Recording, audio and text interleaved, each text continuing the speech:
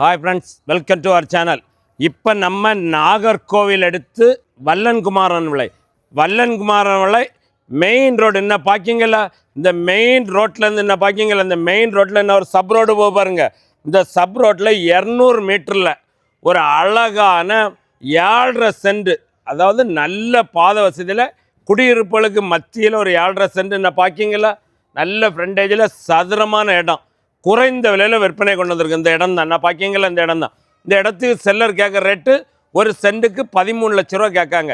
யாருக்கும் அந்த இடம் பார்க்கணும், இடம் பற்றின டீட்டெயில்ஸ் வேணால் ஸ்க்ரீனில் தெரிய நம்பரை கான்டாக்ட் பண்ணுங்கள். அவங்க இந்த இடத்த கூட்டி போய் காணிப்பாங்க.